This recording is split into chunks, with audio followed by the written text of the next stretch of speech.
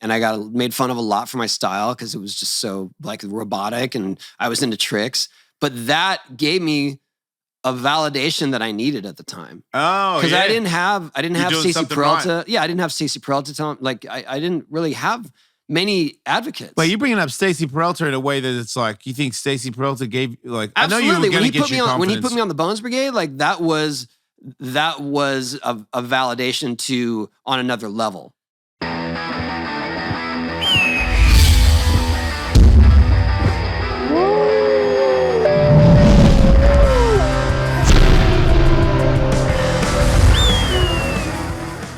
Aloha. Yes, because we are live from Hawaii. Aloha. Just trying to mix it up. Right. Konnichiwa. Aloha, Mr. Hand. That's Fast Times. Oh, yeah, Mr. Hand. Yeah, I was like, wow. That used to be my email. My email used to be mrhand@tonyhawk.com. It's not that anymore. Don't send me emails to that. I was going to say, wow, dude. Just to even state that at the start, I'm like, I don't want to even be in the room for that. Like, I could get like drop-off emails. You know, somebody had my number once because I did an interview with this dude that was like, you know, remember Stuttering John from the Howard Stern show? Yeah, so I had that book that nobody liked because it was all about, you know, coming out as bisexual, but there was press for it. So, you know, and nobody was really wanting to talk to me about it. So I was like, yeah, sure, I'll do the interview. And he's like, you know, we have a lot in common. And I was like, do we? And he's like, well, yeah, you know, Sirius XM and, you know, fuck those guys. And I'm like, I, at the time, still worked for them. And I was like, I have no beef with the people that pay I like me. it very much here. Yes, Thank you. I'm kind of rich and successful over here. Those guys are partly responsible. So, yeah, you're not going to get me to go down there with you. You don't know. The guy used to be a piece of shit. I'm like, I'm sure he potentially could have been, but I'm just telling you, he never told me to go fuck myself. He's always been very nice to me. So why would I make up a beef? And then the interview was whatever interview. But I guess at the interview after, he's like, yeah, we should hang out or whatever. Let me get your phone number. And I'm like, you know, okay. So I give him my phone number. He drops that podcast. Stuttering John. Yeah, Stuttering John drops that podcast with that in it. With your phone number? Mm-hmm. With me saying it. What? Yeah, with me saying it to him on his podcast. That's insane. So he goes, oh man, my bad, an accident. And I'm like, I feel like that's impossible to be accidental. Yeah, that's super strange. But he gets it off there. But not after several people called me to tell me that my number is on this show. And then, you know, I think I said like, hey, I appreciate it. You know, maybe everyone, you know, stop doing that.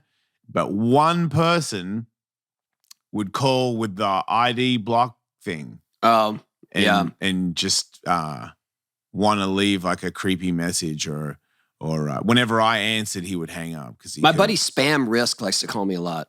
Who, what? Spam Risk. It's a joke. I was like, wait a minute. You got a friend named He keeps Spam. calling me. I don't know what he wants. Yeah. So that one was starting to annoy me. And then I think he eventually gave up. But I blocked Stuttering John from my social media. Wow. Because it just felt, I was like, it was, the Stern Show people there's Howard Stern and then there's all the people underneath him that are just have been driven into you're such a piece of shit that they kind of almost are. They believe themselves and they're just in this loser box where everything that they do is like, oh, this guy's freaking, and I do better, but he's breaking my fucking back. And I'm like, man, you guys are just there's always something. It must be really hard though to get out from under that shadow, because forever it's like, oh yeah, you're da-da-da from the Howard Stern Show. Yeah. You're so-and-so from the Howard Stern Show.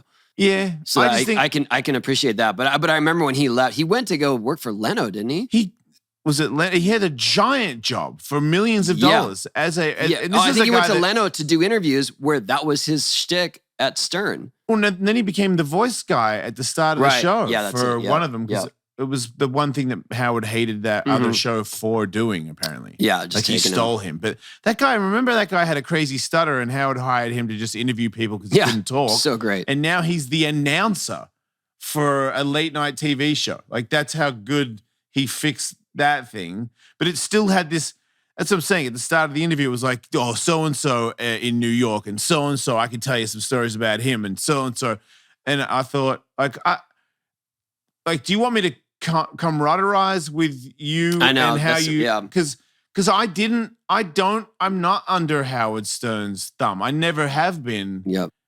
Those dudes have always, you've been there. Those dudes are always nice to me. Oh, hell yeah. I mean, hey, Baba Booey did our show, our little weird skate music show at the time. He called in and I was hyped. I was so stoked. The only beef that I've had with SiriusXM, because I left on my own volition just because it was really hard for me to keep the schedule going. And also, if I wanted to do something that was decent, I had to go up to their studio in LA and try to get a guest. And that became almost a full-time job. And it just wasn't financially viable, honestly. Yeah. Or could I devote the time to it? But the only time where I was really bummed out was one of my last interviews was with Paul Rubens, Pee Wee Herman. Yeah. And it was great. And we had such a good conversation and he wanted something changed in the release. Oh, yeah. And they wouldn't budge. Yeah. And that's it. It's gone. That interview is gone. They did that to me for William Dafoe. Ugh. Yeah. William Dafoe did an interview with me for about 2 hours. And then he wouldn't sign the release form on the way out. He was like, you should have got me with that on the way in. And he was like, I'm not signing that. And But would he have agreed to alter it? I don't know. That was the thing about Paul is that it kept going back and forth where it was like, he just wants this change. Yeah. You know, there are minor changes that do you know Danzig rewrote his? Yeah, great. Like they gave Danzig that thing and he in a marker crossed out and was like, nope, but I will do this. No, I won't do that. And signed it and was like, here you go. But that worked. He did it. Right. It would have taken, all it would have taken is just something that simple. And then there was this impasse.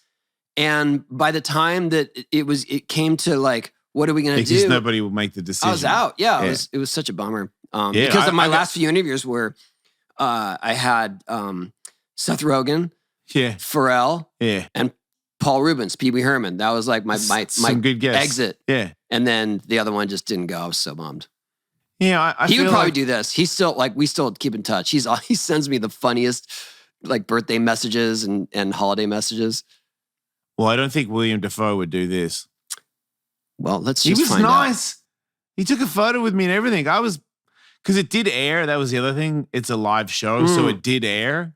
So you think that there were things that seemed dicey on the show that he didn't want to have repeated later? No, I thought it was just the contract. Yeah, see, mine was not the contract. Live. Mine was recorded at the SiriusXM studios in LA. Nobody heard it. No one ever heard it. And you don't get to get it now because he didn't sign it, and that's it. It's gone. That's it. Yeah. He brought me one of the original Pee Wee Herman talking dolls as a gift. Shut the fuck up. Yeah, it's awesome. No way. Yeah. Okay, so it's not a total loss. I mean, we didn't get to hear your interview, but holy shit, for you. We actually went out to lunch after, and he told me even better stories that obviously he's not going to tell on the air. That's okay. Great. You win easily. Yeah, William Dafoe did not want to go to lunch with me afterwards, but I was such a fan, and I did touch on a little.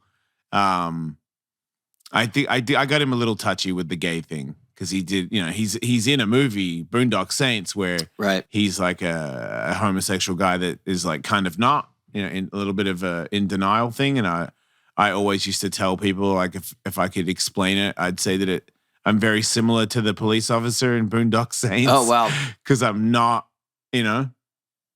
I don't go, ooh, look at that guy. I don't really like that. That's weird.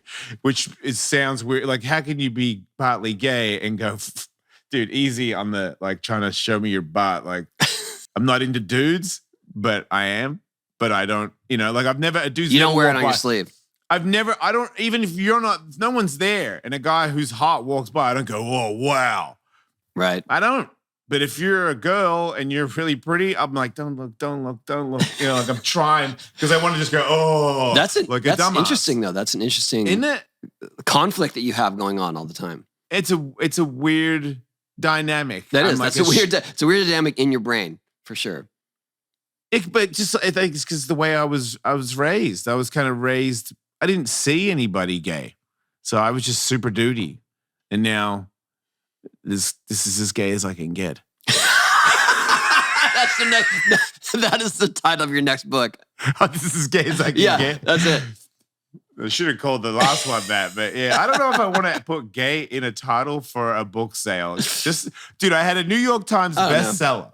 Okay. And then I brought out another book where it was a little more honest about other things. And that was not a New York Times bestseller. That was like Did it do poorly? That was like a Sandringham bestseller or something. Yeah, it did bad. Yep, bad. Yep. I think we came out even. Books are It was a total loss. Weird. I know, because the first one, I didn't say, there was no life altering, like I did some really bad stuff and then I came out on top. One time I saw a famous guy, like, that's my book and it's, everyone loves it. And this one's like, I did even more and I saw even more famous people on a party. Yeah, it felt like, I kind of had the same journey with books. I wrote an autobiography. Yeah. I think it came out in like 2001. Yeah. And it was basically like how I got there or had any success and, ups and downs and all that. And it was well received.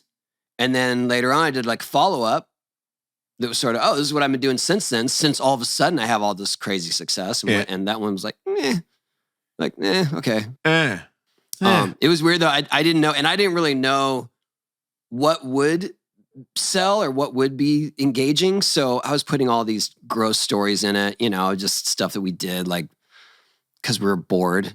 Yeah.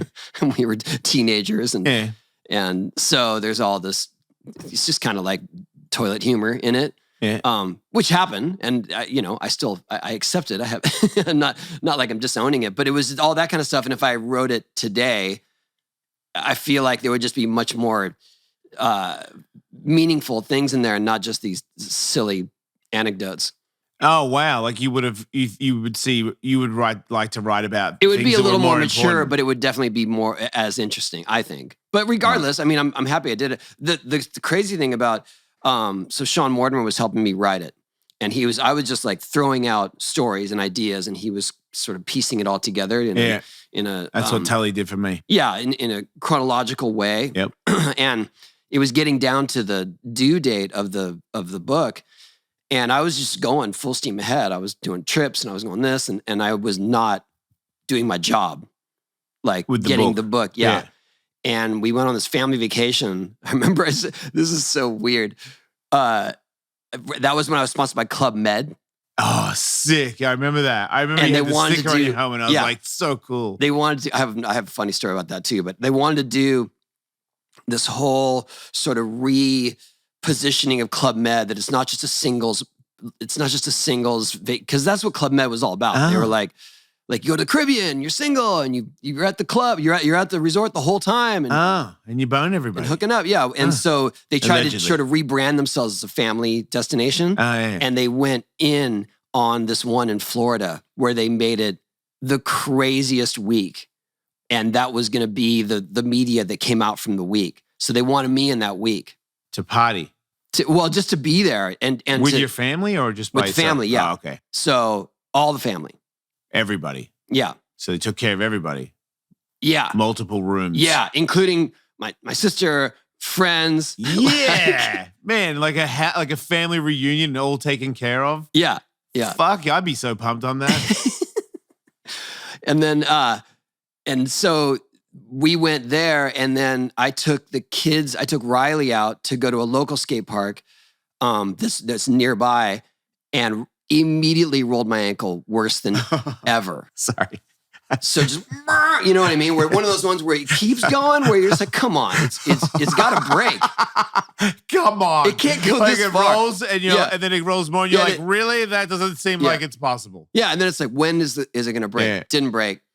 And then those are sometimes worse than breaking, though. Absolutely. Because they don't repair. Immediately, there's a cantaloupe in my ankle. I can't help laughing. Of course. That's exactly how I felt. Exactly how I was like, are you serious right now? So bad. And it was like, I was going over this little roller at the park, getting from one place to the other. And I used to do, I guess I still do 360 flips on rollers. Somehow that always works for me, where I can catch them high. Oh, shit. Because it's not a defined lip.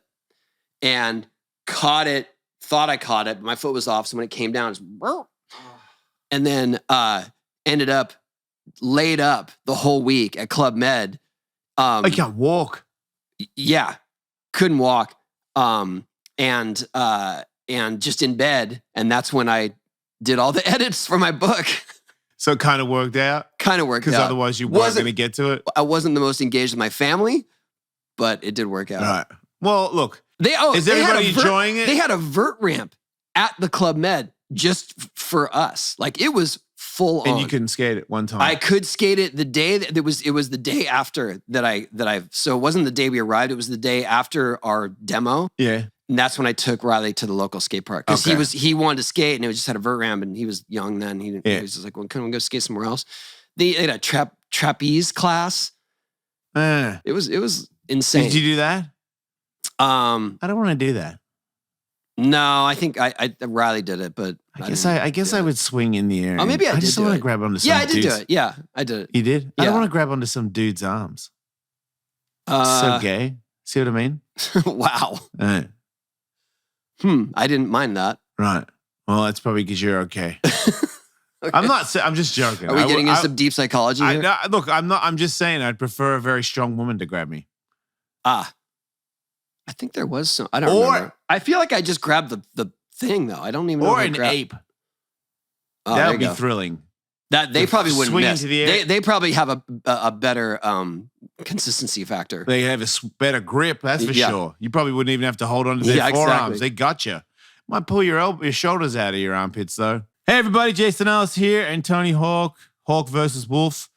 Do you do stuff where you sweat? Do you ever feel like you're thirsty? For me, I do more than the average 50-year-old. I think I do more than the average everybody. And I sweat more than the average person. So I'm constantly trying to figure out ways to stay hydrated.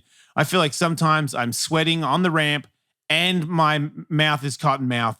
And I'm like, okay, can somebody throw me a bone here? I'm dried inside, but wet on the outside. Like I need to figure out a better way. And Liquid IV is that better way.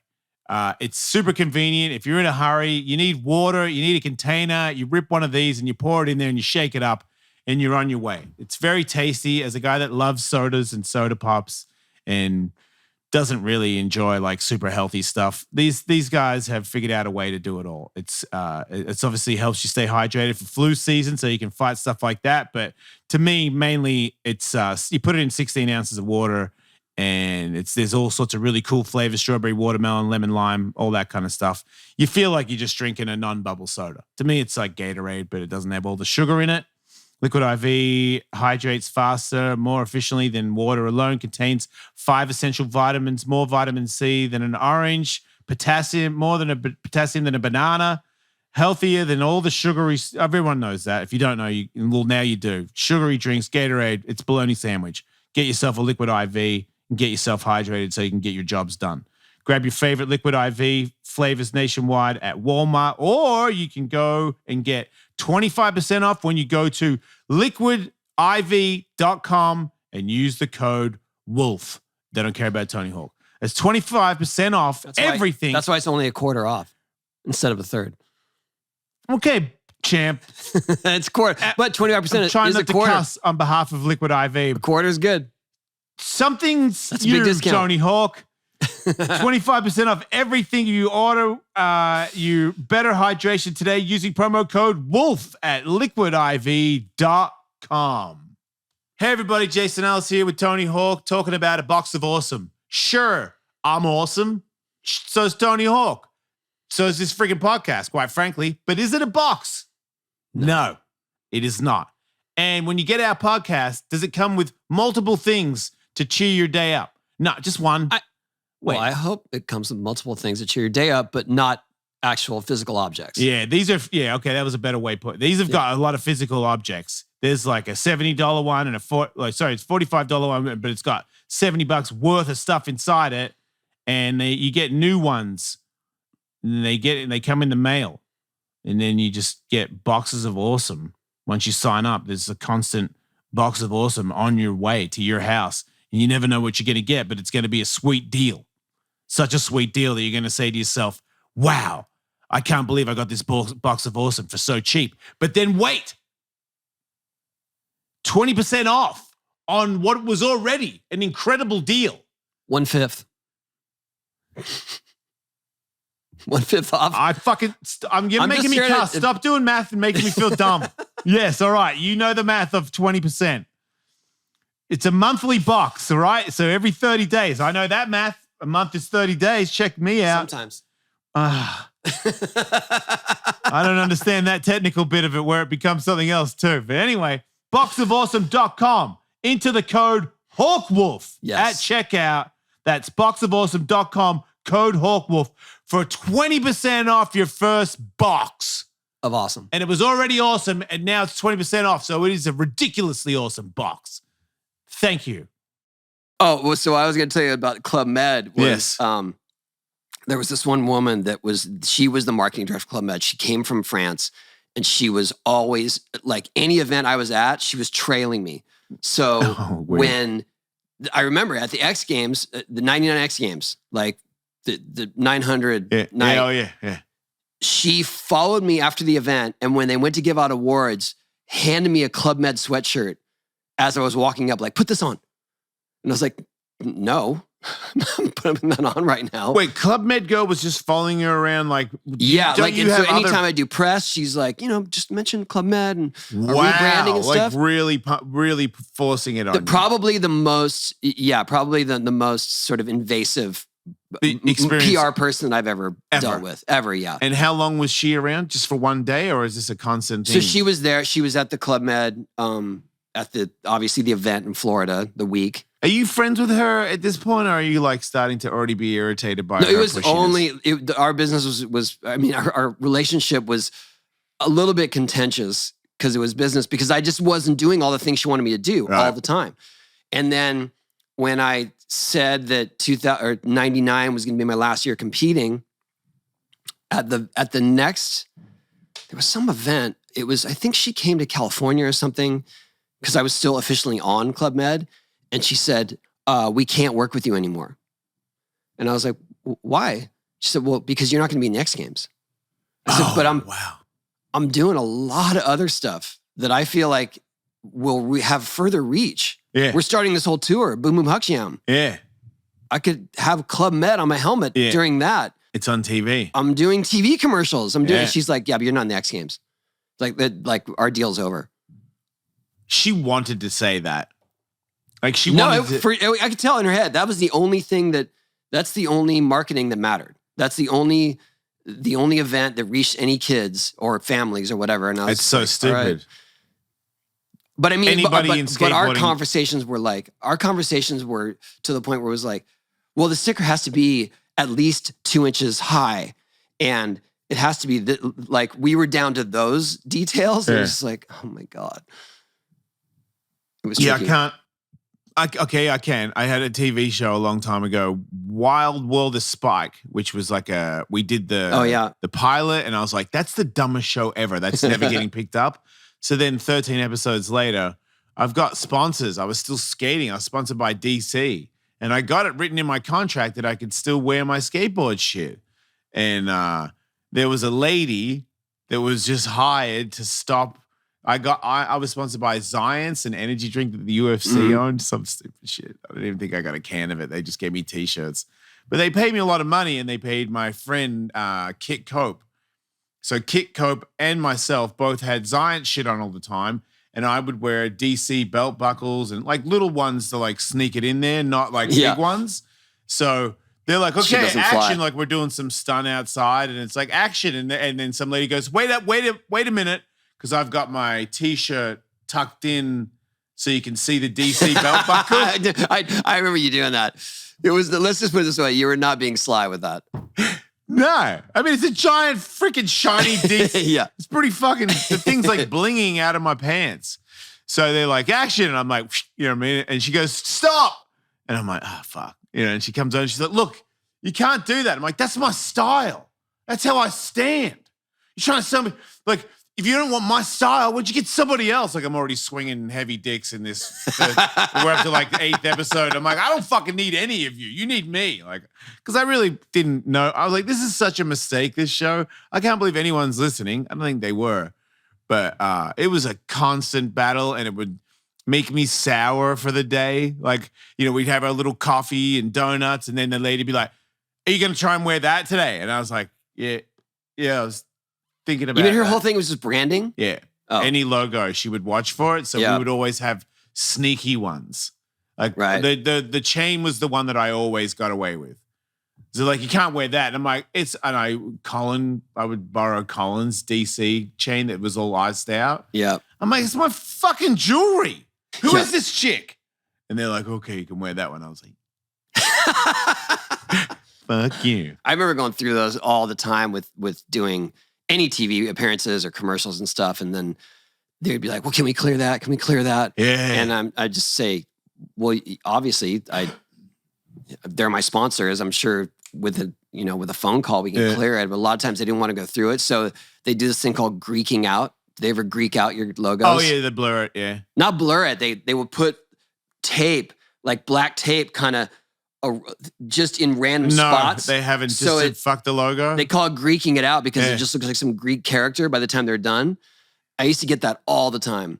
And then at some point, with Club Med, and that was the bummer about Club Med, is that I did enjoy the relationship with Club Med, because we had access to all the Club Meds in the world, and that was fun. They were sick, yeah. Okay. I mean, they really were good resorts and awesome for families, and so I was backing it. It was just this woman was just like the difficult she didn't get part of it. But then I would do other.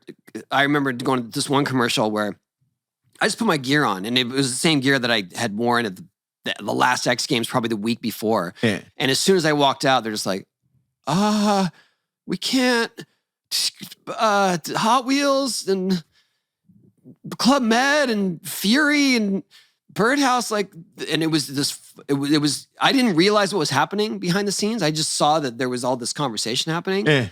And they're like, well, we're going to have to clear. And I go, I'll just take them off. They're like, oh my God, you will? Just take the stickers off? Like I was doing the biggest favor. I don't care. I'd kind of rather that TV kind of person where they're like, oh, wow, you're doing us a huge favor versus, do you even understand how it works around here? Get those logos off. And that was hard too, because my bread and butter at the time was sponsors. It wasn't the TV stuff. Right. So I thought I was obligated to have these logos visibly, because that was the contract. Like that's really what they expected of you. There was no social media back then. And the only time that they really could rely on your promotions is through branding, or that they booked you for some TV show or appearance, and it was sort of baked into the thing that they're going to mention that. I mean, it must be a good look to get a TV commercial where you put their logo in a TV commercial they didn't pay for. I remember when I rode for TSG helmets. TSG was a helmet company. Was that the bigger one?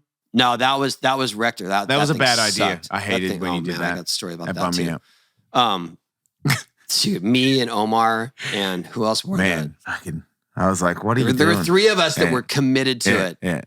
And the first fall I ever took in that helmet, I was KO'd worse than ever before. Oh, they don't even work. I didn't know that. They look like at least they work because they were extra wide. Because it's like Tony No, Hawk because mushroom. and the padding. The padding was the same padding that Barry Zaritsky created for his hip pads, but it was supposed to be like the space age padding that absorbed all the impact. Yeah. But it was just hard. So it wasn't really it wasn't dissipating the impact. It was just hitting another hard surface on your hard surface. It was in Sacramento. I think it was in the 411. I did a varial heel flip lean and slid out on the way in. Yeah. Hit the flat, woke up I don't even know. I mean, my recollection, I woke up way later. I was warming up for the finals of the event. I woke up on the other side of the skate park with people around me helping me. The finals are over. Oh, you didn't know any? Okay, it's gone. No, I mean, at some point I woke up and I was talking, but I clearly wasn't in a coherent state. Yeah. But it was definitely the worst concussion I've ever had with a helmet on because of that fucking stupid helmet. Wow. I was so pissed. I thought you were being extra safe back then. I was like, man. I did too. That's what I'm saying. He doesn't even care about fashion. He's going for function over fashion. But you're right. That's what I was doing. It looked terrible function, and it didn't work. And it didn't work. It worked worse than any other helmet out there. I was so mad. Artist. And then I remember that night I was staying at it was a Hilton or something way on the high rise, and right behind the hotel were dumpsters, and I just threw it out the window, like out of like the 14th story into the dumpster. And to me, that was my release. Did you have a deal with them when you threw it in the dumpster? Wait, you were doing that for free? Yeah.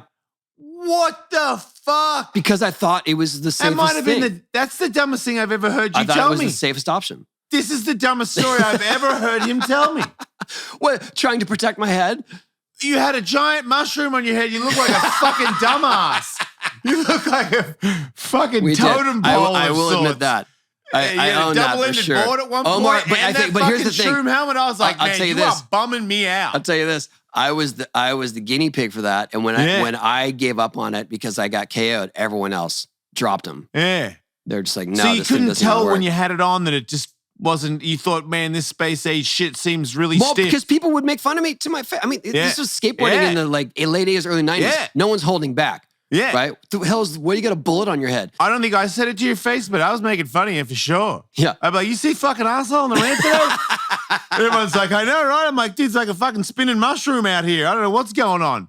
And everyone's like, yeah, right. And we all had a bit of a cackle, but I was like, man, he's the smartest one out of all of us. So if he falls, he's probably way better off than the rest of us. Yeah, little did we know. Look up the 411, the Sacramento contest. You'll see what happens. I remember everyone explaining to me the helmet that I had on. He's like, that's a dog bowl, right? I think it was Dan Stewart or somebody like that. That was like, you got a dog bowl on your head, right? I'm like, what? So you got a dog bowl. And I'm like, what helmet? My helmet. It's a fucking proper skateboard helmet. Just a Pro Tech or something. Yeah, trying to say that the plastic comes from the same company that makes dog bowls. And I was like, look, I ride moto. But what else do we have? I was going to say, because I ride moto. I know moto helmets are really good, but you can't skate a moto helmet. Right. Like if you want to spin around, you can't see where you're going. Yeah. Which also makes me realize how gnarly moto is when they do a 360.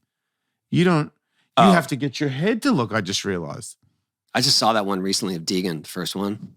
Where he landed sideways on the ramp and still made it? I gave it a little... Yeah, that was fucking burnout. That was sick. Sure.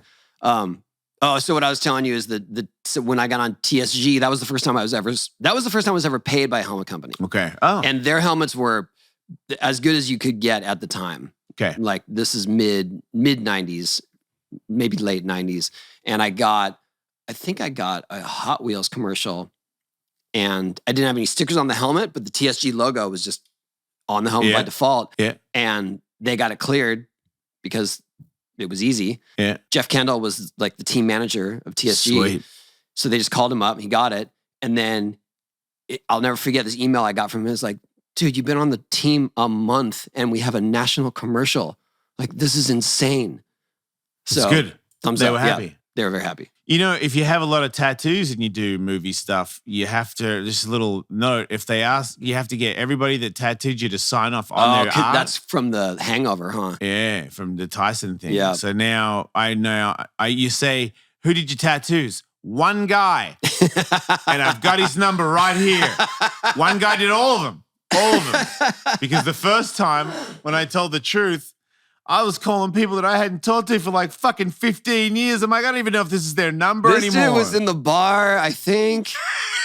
And I'm like, I don't even know who did that one. Like, some of them are, I don't even get. Sometimes I see old me in videos and I'm like, oh, wow, I forgot I had a tattoo there that I covered. Like, I forget that I even had some. Wow. I had a race name on my a race number on the back of my ear. I guess there's a tiger over it now, but I guess. Well, you never look at it, so you don't know. Yeah, I just want it done. That's really. I forget about the one on my ankle, except every once in a while I see it at night. Like, oh yeah. I see it now because of the story of what a piece of shit it was and how it had to get fixed. So now it's like when I see it, as a tattoo guy. Mine? Yeah, as a tattoo guy, I want to see. I'm like, did he really save that, or is that still a dog shit? Like because Katie and I really like shitty tattoos. Yeah. We're kind of into that. Check out Riley's legs.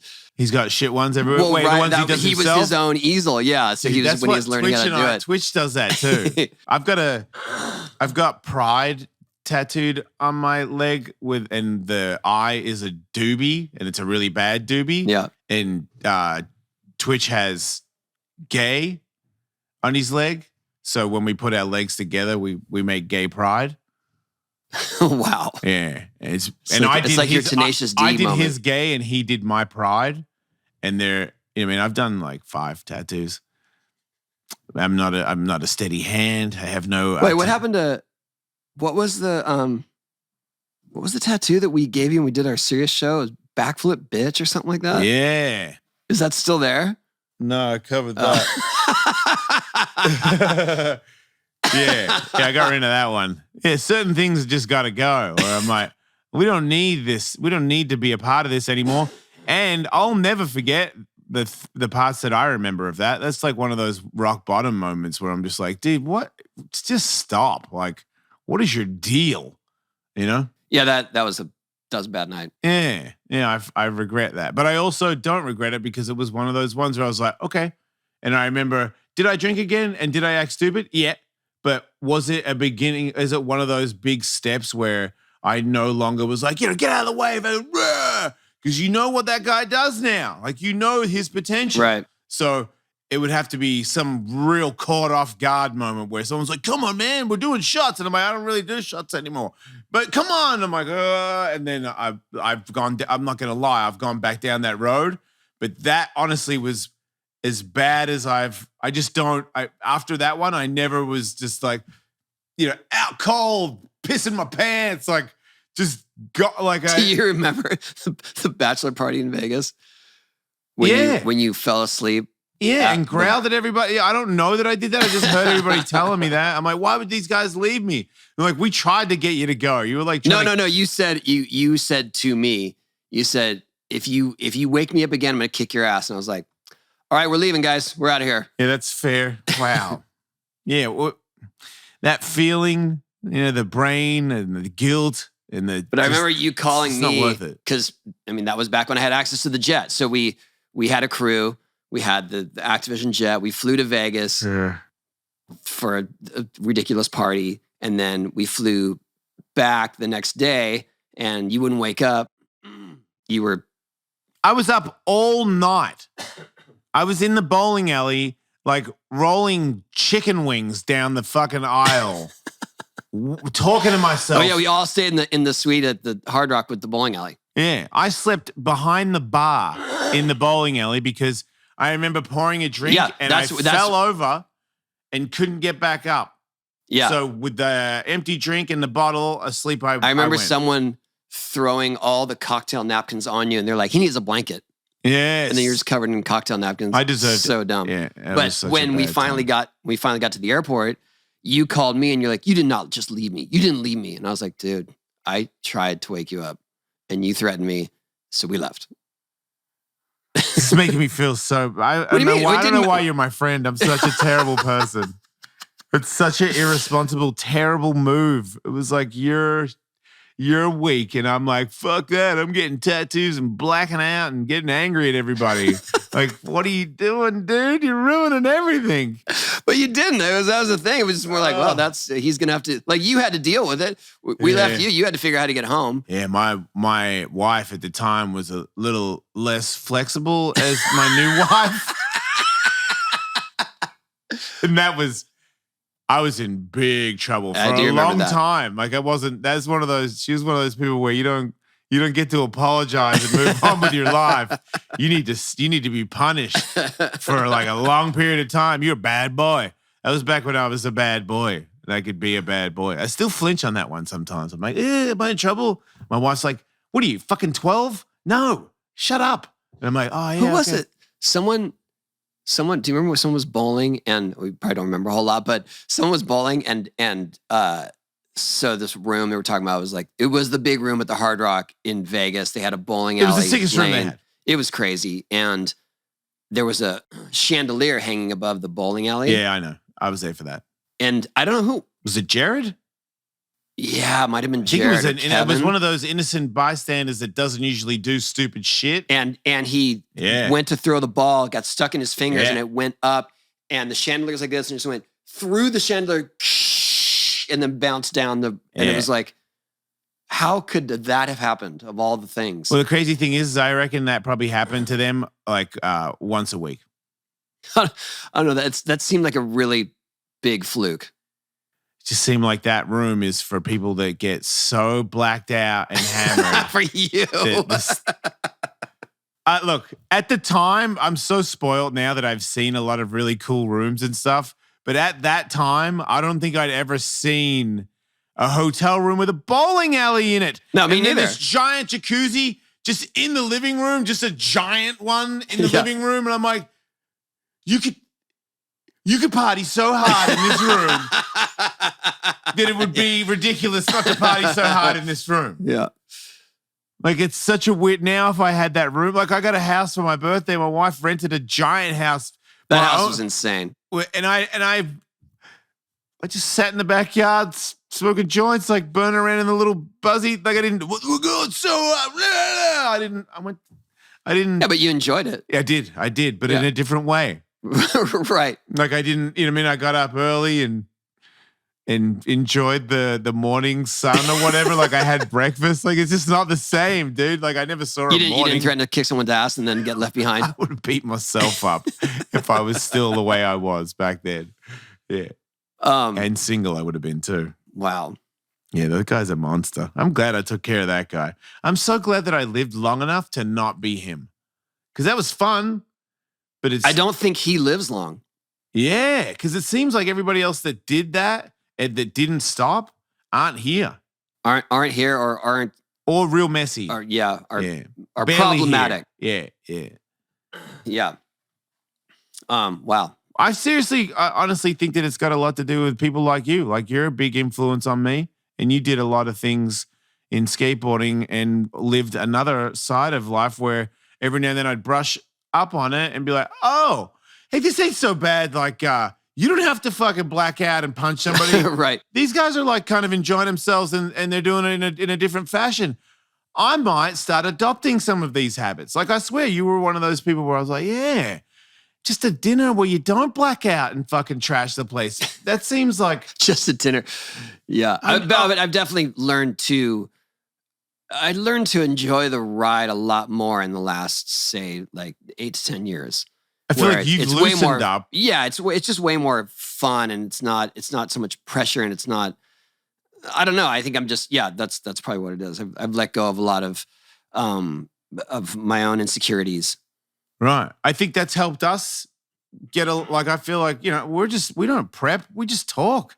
Because we're fucking friends. People go, what's the game? What's your game plan? How do you go about making Hawk versus Wolf? And I go, I feel like we should. There are people asking like, oh, I want to know about these and do that. And we don't have any agenda. I don't know. All we talked about was his car before he got in here. Yeah. That was it, which we already talked about on the show. Yep. Yeah, it's pretty much the same shit. As soon as the mic's off, same shit, you guys. We're going to go over the ramp and spin the same bullshit. Yeah. It doesn't end. But I'm excited to do it. I do have I guess kind of a surprise. We made a little edit from your birthday. So we're going to run it here at the end of the show. Who did? Me and Jared. Man, you guys are fucking... Mostly Jared. Jared's the man. Films. Who, by the way, just did a documentary on skateboarding in San Diego that is so good. Wait, is it out? No. It'll be out, I think, in November, I want to say like 7th or 14th on KPBS here. Okay. It's a doc. I'll check that out on PBS, but it'll be it's more central to San Diego, so it's going to be aired in the San Diego PBS station, but it will be on the app. So when that comes out, we'll tell you what it is. It's really like they did such a good job, he and Cameron, that it's sort of beyond what you would expect from a PBS doc in that way. You know what I mean? Like obviously there's great PBS docs, but when you think that there's going to be something about skateboarding in San Diego, that's so niche, and they killed it. I saw promos for it. I'm back. Yeah. I get it. Yeah, that sounds really exciting. We got a lot of old footage lately. I saw that you posted the stuff from Greggy. I'm gonna put together both of those tapes and send them to all the players involved, because There's insane footage of Christian, of Jeff Phillips, of Lance, of Cab, Steve Stedham. I mean, this is like, it was Lee Ralph. It was 87, Lee Ralph's, right? Probably Lee Ralph's last good ride he ever did is in that ramp ride. I couldn't find, so I finally watched it. I skimmed through a lot of it, but I was having a hard time finding your runs. Are your runs in there? I think so. Do you do like a super sketchy fakey hang up? No. That's someone else. It's someone else. Yeah, I think I stole out a hand plan. That was like, no, yeah, I know what it was. You did a backside air because I was like, is that Ellis? Is that Ellis? And you did backside air. I was like, oh no, you did frontside air. Okay. You did frontside air. And I was like, oh yeah, that's Sim. I think I was still so young that, the frontside air looked like what I was going to be, but everything else didn't. Yeah, that was it. It was everything else was like, I don't know. That's not his style. I don't get it. And then your frontside air was like, that's it. I kind of had a shit style, man. There. It's crazy how I kind of adjusted that shit. Because at first I was like, what's up with your fucking lobster head? Like your arms are too big or something. Yeah, I cleaned that shit up. There was some kid that was your size that did the sketchiest fakey hang up. Yeah. And the only reason I know that is because I breezed through it before I sent it to you. And I was like, whoa, who the fuck is that guy? Why is he in there? But the reason I was there, dude, my dad paid for that ticket to be in that contest and to know. So did you have to qualify? No, that was Oh, wow. Yeah. Oh, otherwise I wouldn't be in it. You serious? Qualify? I thought there would be like a pre-qualifier for locals. $16 is how you qualified. $16? Yeah. Wow. Yeah, my dad paid $16 for me to be in that contest. And because I signed up late, I was in the 4th heat with you guys.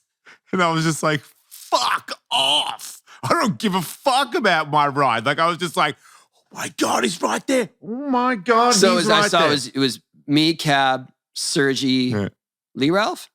Yeah, he was in the last heat too, yeah. Grosso? I saw some runs of Grosso. Yeah, Grosso, making fun of Christian for taking too long because of the wind. Christian, it doesn't, it's different eras, doesn't matter what era. This guy in a contest, Christian, so your ride's up next, bink, puts his tail over. Waiting for the wind. We're talking 20 minutes in the middle of a contest to the point where Grosso's like, oh, and drops in and makes a joke about Christian dropping in. And then sure enough, he drops in and makes this like safety dance qualifying ride that is like just as perfect as anybody can get. Yeah, but safety nonetheless. So awesome. But the video of you and I next to each other, like my parents are filming. And they think Sergi's Christian Osoy because they're not hardcore skateboarders. So they're close enough. He was in his Osoy days for sure. And he was wearing the same stuff as Christian. But I had that stupid flyway on and a bunch of wrist guards and I, like looking at you and then you look my direction and I'm like looking away because I'm like, what am I going to do? Get eye contact with Tony Hawk? That ain't happening. Like just so gnarly to see.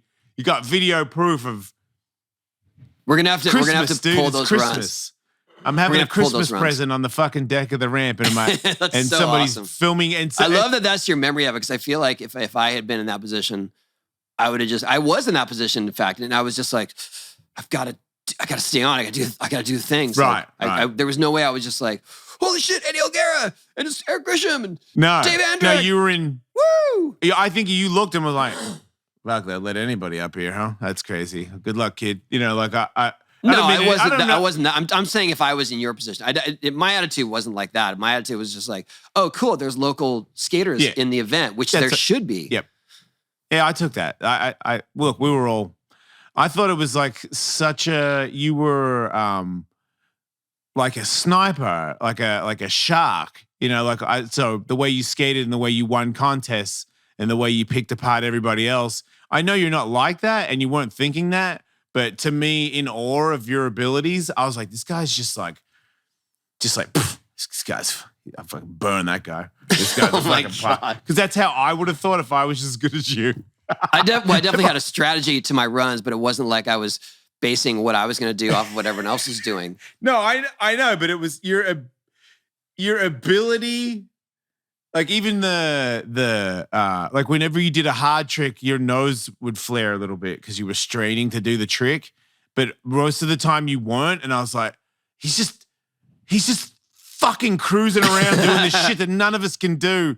This is insane. him, you and Christian both were like on another level where I was like, this is just freaky. It's not even like I want to beat you. Like there's everybody in skateboarding. I was like, I'm going to get you. I'm going to get you and I'm going to beat you. I don't hate you. I'm not going to tell you this to your face, but trust me, you're going down. It's only a matter of time. But to you and certain other people like Danny Ways and stuff, I just be like, man, it's just great. It's just great to be here with you. You know, like I'm already gone in the competitive. I'm like, I'm not going to beat you. I know I'm not. I'm just happy that we're here. Like, hey, man, wow. What you're doing is wow. That's it. I don't care about winning anymore. You took my competitive will away from me. Like I was like, this guy is so good that I'm just happy to be here. I'll tell you, when I was an amateur, I had to compete in the Gold Cup Series, and Gold Cup Series was absolutely the top competition series in 81. And I was on Dogtown, and I had to practice with everyone else, like just in the ball with the gnarliest dudes. Yep. And like those guys that I mentioned, and even like Jay Adams and wow. And so I'm Steve Olson and Steve Alba and heavy dudes. Yeah, and Eddie Alguera, who was my hero at the time because I thought he had all the tricks, and I wanted to learn tricks. And so I skated this marina event, and I'm like trying to go into the channel, trying to snake my way in to get practice runs and stuff. Like it was hard. Yeah. And Christian was there too. And then I remember one run, I fell, and I had a little bit of time left, so I ran back up the channel, and then I dropped in. I did a rock to fakie. This is on video too. I did a rock to fakie, and then I did a half cab to frontside rock, what people call it a windshield wiper. Like a a 360 rock, but you come back in front side, so you go like one way the other, and that was a trick that I made up. I did it at Oasis in Del Mar, and it was just kind of like my little trick because I knew how to do frontside rocks. Yeah, and I remember hearing some people cheer for it because I was only going this high, so a lot of my run was just not impressive. Right. I had like backside ollies, I had thrusters and little airs, little varials that were like not at the top.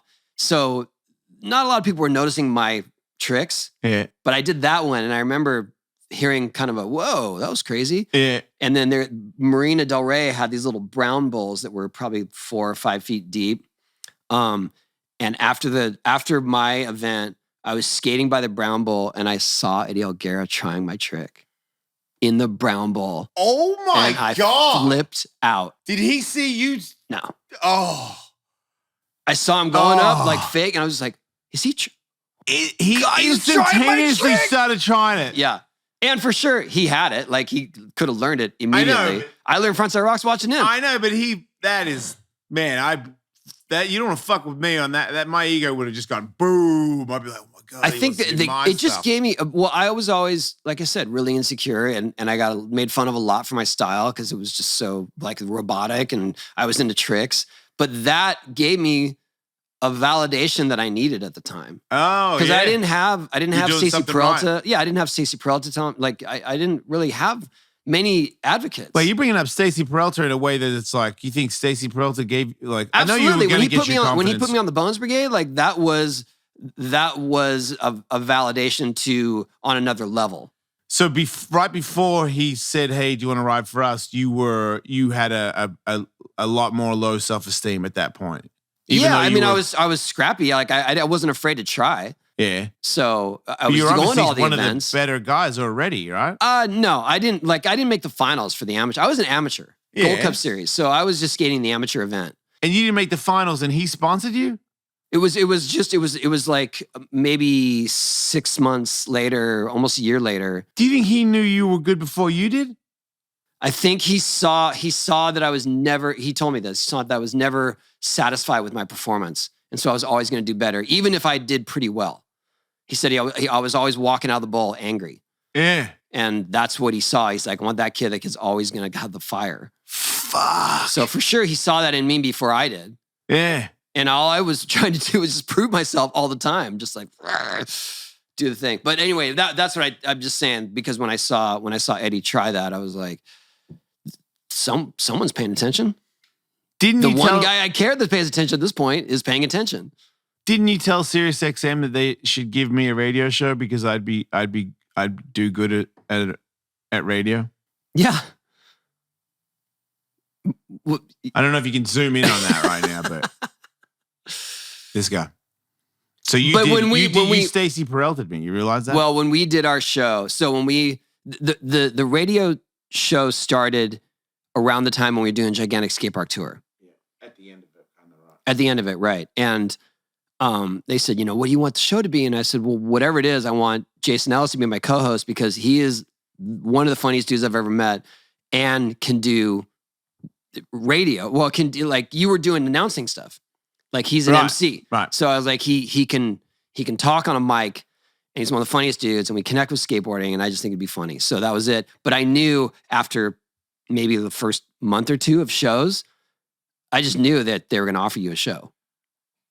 I mean, we were in the upstairs thing where we started that first show and I remember talking and I remember Steve and Will talking to each other in a way where I could tell it was about me. Yeah. It wasn't about you. But I told him that in the beginning. I just said, look, Jason's, he's a big personality and you're probably going to want him to do his own thing. Well. And we did.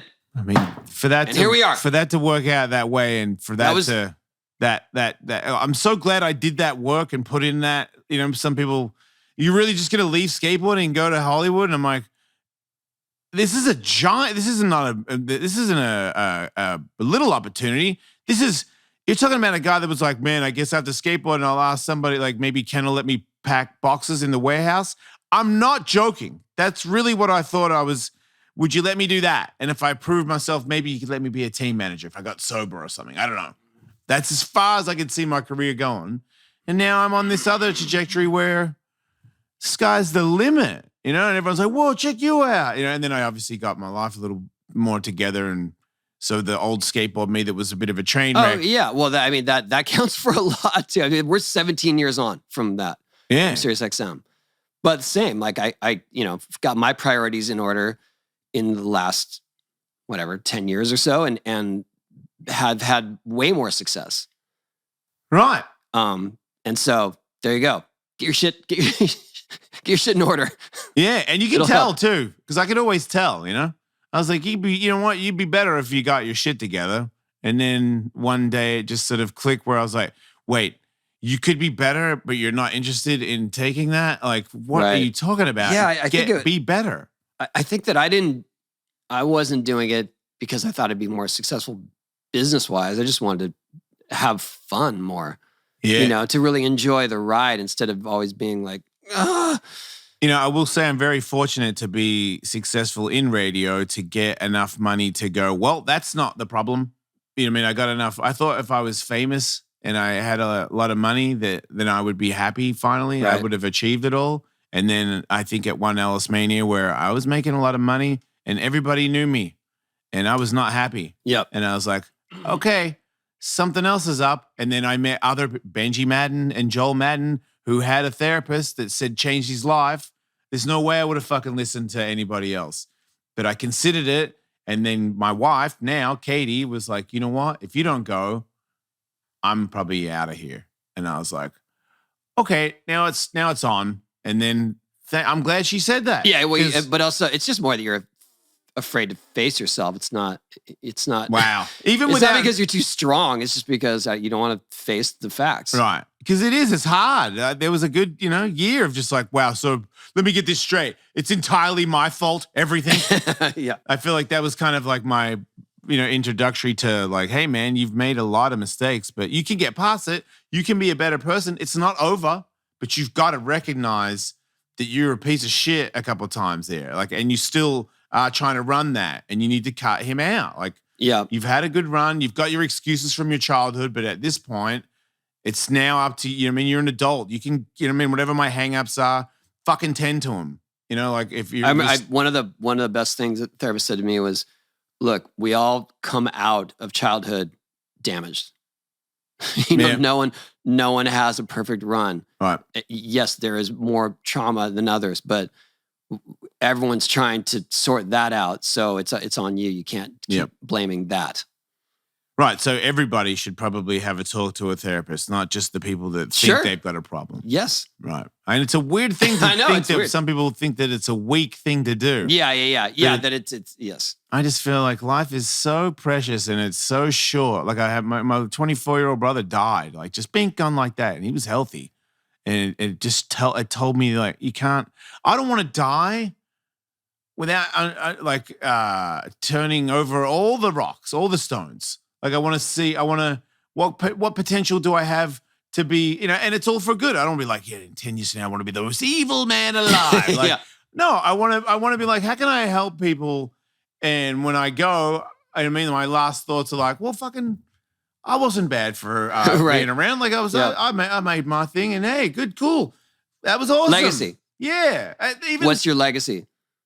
Yeah. You know what? I don't want to be like, man, that guy was a good skateboarder, but what a dick.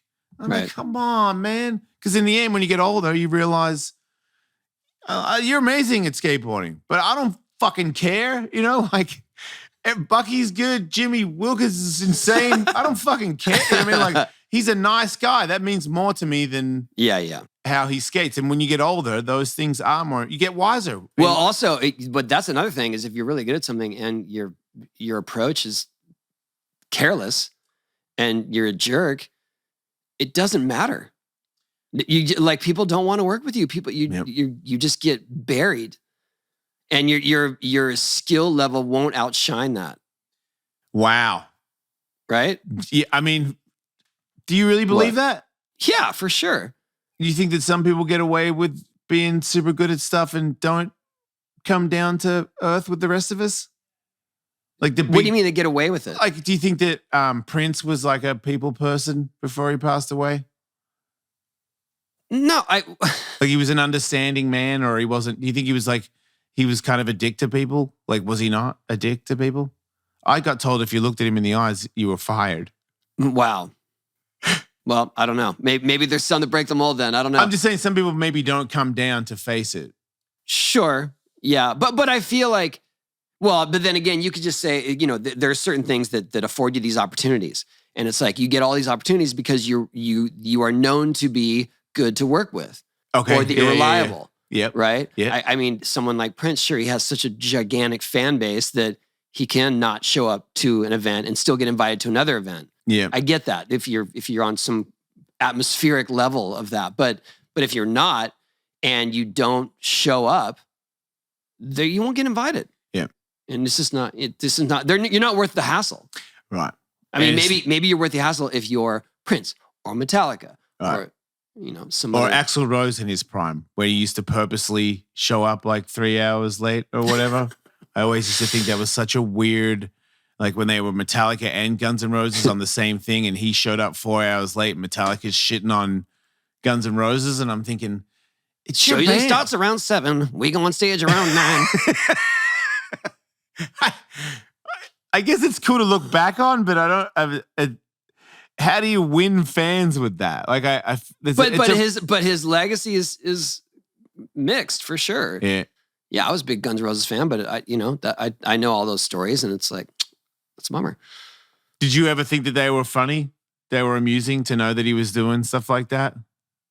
I just thought that came with the territory. I wasn't really. What did I know? I grew up with the. Kiss and Rolling Stones and the excess, and it was just like, yeah, whatever. Can you try and get him to interview? Stage. What's that? Can you get him to interview? He'd be great on here. Is that what we're going for? Yeah. Actually, I want to know who you guys would want to see on the show. Yeah. Because I can probably pull some connections. If they're, I can at least put the request in and get to the person probably. So everybody, let us know. What? Anybody, yeah. Fighter, actor, skateboarder, everybody. Surfer. What is the guy girl, anybody that you want us to see? Yeah, we need some sort of voting mechanism. Or what about that ape that does sign language? That would be awesome. Like, get it in. Yes. That changes the dynamic a bit. I like Tony Hawk. And you're like, that's cool. He's like, banana Tony Hawk? And you're like, what do you mean? And then she's like, you got to give him a banana. We skated with that orangutan. More. Oh, yeah. Sorry, you skated with an orangutan. Yeah, at Bob's house. Did he ask for a banana? No, but he got pissed if you got ahead of him. He would jump off the board and come after you. It was if you scary. skated ahead of him. Yeah. Like it was a race. Oh, wow. He's like an impatient driver on the freeway. Yeah, I guess. That will want to rip your face off. Wait, he got violent? No, but I mean, he would get pissed. The guy always had him on a leash, so, but because he was going to attack you? Well, I don't like that monkey, man. Like, we came here to skate. He's unpredictable, let's put it that way.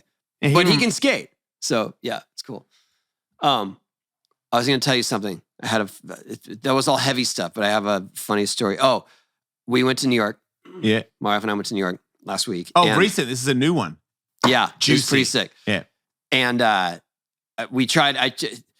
I always get blamed. I always get blamed. I am guilty for always kind of making too many plans, or that we're going to see this, we're going to do this and this and this. So I was just like, all right, no plans. The only plans we had was to go see Neil Brennan's show, which I told you about. He used to be Dave Chappelle's writing partner. Neil Brennan, Unacceptable. It's still going through November. Go see it. It's really good. He's really funny. And dinner plans. That was it, right? So Andrew Schultz. That was not in the plan. Oh, that one I had to spring on her. Edgy stuff. So it's so sketchy to just bring up. There's a you're too big now. It's like, oh, Andrew Schultz. And she'd be like, who the fuck is Andrew Schultz? He's a big comedian. Well, she knew that he and I had been trying to connect. But anyway. Does she know his show? No. Or his stand-up? She's seen his Instagram. He's a fucking genius, that guy. He's super funny. So, spoiler alert, I did Andrew Schultz podcast. Did you mention the Hawk versus Bull? Of course. We're gonna get so many likes. Maybe people are coming to this show from seeing that. If you're just seeing Andrew Schultz and now you're here, are you not entertained? Welcome. Back to you, Andrew Schultz. All right. So after Neil Brennan, we met him after the show. It's like, I don't know, it's like 9:00-ish, and talked to him for a little bit, and then that was it. That was the only plan we had. We're going back to our hotel, and he texted me, and too many people. Neil Brennan texted me, and he's like, "Hey, do you want to go see Saturday Night Live?" And I thought, night? It's Saturday night. Yeah. And then I'm thinking, oh yeah, it's at 11:30, and I was like, yeah, and he goes, really? I said, what do you mean, really? Why would you throw that out there? Of course I want to go see Saturday Night. That'd be amazing. Yeah. I've never been to a taping. Yeah. And he goes, okay, well, I was working there for a little bit and I know some people. Let me see what I can do. Wait, so he kind of said it without... I didn't really... Didn't think you were going to bite on it? Exactly. Was that just a name-dropping fucking move? It was weird. Hey, fucking Elvis Presley. You ever heard of him? Yeah. He does a funny part in the show where he talks about this party he went to and he goes, look, it was A-listers like... Leonardo DiCaprio was there. I'm not even going to mention him. It's impossible. Who else trumps him? No, I mean, that was his joke. Yeah, but, okay, right. But anyway, so 10 minutes later, I get a text from this producer at SNL like, hey, if you just show up between this and this, get in this line, and that's the audience line. And it was like, we have tickets to Saturday Night Live. And then, but the timing was such that we would have had to go straight there. And we weren't really like, we had to go change. And so we rushed the hotel and got there, got into the very last people in line. And you saw it? Yeah, we went to the SNL taping. Is it fun? It was super fun to see it live. Yeah. It was really cool. I mean, you see it obviously at home and, you know, it's an hour and a half and not all the skits are great, but there's usually a couple that are super funny. Yeah. I love Weekend Update too. Yeah. You know, Michael J, Colin Jost. But how fast does it all go? It's wild. The stage area is pretty small. There's three sort of areas that could be considered stages, but one is the bands, so they're always there for the most part. Yeah. And then there's one that's the host stage, but then there's all these crazy pieces, wardrobe, decoration, set stuff that they just, as soon as they're off, they're getting pushed into place. They're getting connected. So there's tons of people working on it. Tons of people, and they're like a well-oiled machine. Yeah. It's unreal to watch. That sounds awesome. Yeah, it was really like cool. Some New York shit right there. And then Jason Sudeikis was the host, who I'm a big fan of, who was in the Birdhouse video, who is Ted Lasso, who I'm going as Ted Lasso for Halloween. I think this will probably making sense. This will air after Halloween, so I already had that in mind. And then we're sitting next to his family, so it was like super cool. My wife wants me to go because we're going to see Glenn Danzig sing Elvis songs. My wife wants me to go as Glenn Danzig when he took that photo. Somebody took a photo of him with kitty litter. He had a bag of kitty litter. What? Apparently, that's like a famous photo. Was he just shopping? Yeah, he was like leaving a supermarket and he had a bag of kitty litter, and that's like a viral thing for Danzig fans. I don't know. I'm less into it as I used to be. My wife's like, if you go as Danzig with the kitty litter. Oh, but you're going to see Danzig on Halloween. Yeah. And she's like, oh, wow. He will be so pissed. Yeah, I was going to say, I don't think that's going to go over well. Yeah. And I was like, you think that's like appropriate to be like he's singing for an hour and a half while I sit there holding a bag of kitty litter dressed as Glenn Danzig? I don't want to piss the guy off. I don't think you're going to last the whole show doing that. He'll kick me out, right? I do feel like you get kicked out. Man, I don't want to get kicked out. I just told you I'm not that kind of guy anymore. The next viral meme is the dude with the kitty litter as Danzig getting kicked out of the Danzig show. Katie's like, I want to very meta. Katie's like, I want to go as the guy that knocked him out. I'm like, what are we doing? We like Glenn Danzig. What? We're just going to be like, yeah, you're the hecklers. Yeah, I'm like, I want to go and enjoy it. I've been listening to he got an album of Elvis songs. It's already an album. And that's what he's doing, right? He's performing Elvis songs. And it's cool. He's got his own band, so it's not as old waltzy kind of music, but it's him singing covers. I can't see how it could go wrong. I really can't. Unless you go to make fun of him. Yeah, which I almost thought about it, but I'm like, wait a minute. What if he actually sees me and he's like, fuck you? I'm like, man, that's not what I came here to do. I'm a huge fan. Do you think other people go in costumes? I feel like. For Halloween? To the Danzig show? Yeah. Yeah, they would, right? Maybe it's just like a lot of. Do you get extra gothy? Does that count? Right. Like if I just put extra goth shit on more than I used to yesterday? Go as the Sam Hain goat. Oh, they won't let you win, but that is that. And not to mention like the person that's behind me, how happy is that person? Yeah, exactly. Where they've just like the three people behind me just have Sam Hain horns in their face. Every now and then I turn around and just smack some asshole in the head with a fucking bone hat. Oh, my bad, everybody. Glenn. Are you as he's singing Love Me Tender? Yeah, I'm rocking out to Love Me Tender. Come on, yeah. Yeah, I do that a couple of times just to get everybody going. Bing bong, bing bong, bing bong. Come on, man, it's Danzig. Get with it. All right, wake up. Look for those viral photos of Jason at the Danzig show taking people out. Yeah, you go do successful podcasts with Andrew Schultz and I'll piss off Glenn Danzig and get Hawk versus Wolf out there my own way. Oh, that's how that came about. Is he saw that I was in New York and hit me up because he was doing a show in Miami. And the last time I was in Miami, he said, hey, next time you go to Miami, hit me up. And I hit him up. And he goes, oh, I moved to New York. Yeah, he moved back. Yeah. And then I had forgotten about that. So then when I was there, he said, hey, come to the podcast. How's their show and studio look? Is it cool? Yes, it's very professional. I feel like those guys are the most pro guys out of all the podcast guys. It's doesn't look like this. Yeah. Well, look. They have a board operator. They have someone is behind each camera. Look, let's just give people back behind the scenes look at what we're doing here. Are you gonna move the camera? Yeah. Oh fuck. Okay. Okay, everybody. This is the scene. Here we are, but then you look this way. Man, all of my mail. Yeah, there's a snowboard there. Yeah. And then people are showing up to skate right now, so we're gonna get out there. That's the ramp. That's where the magic happens. And then not in here. Machine that I never turn on. But I should turn on. You should. It'd be cool in the background if it was on. Oh look, who's that? Rick Thorne. Rick Thorne's here. Rick Thorne is on the podcast right now. Yeah, Rick Thorne. So hyped. You made it. Wish we could get him to say something back to us.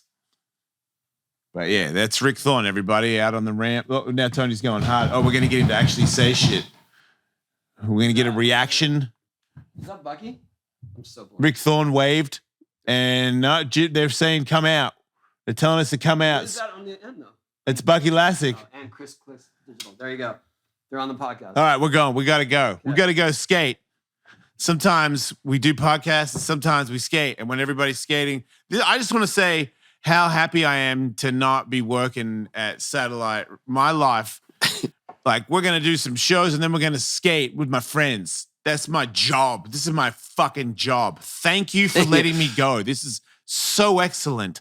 I'm going to say I had a good run at SiriusXM. I had fun, but I'm having more fun here. Yeah. No offense. That's it. No offense. Like and describe. Like and describe back.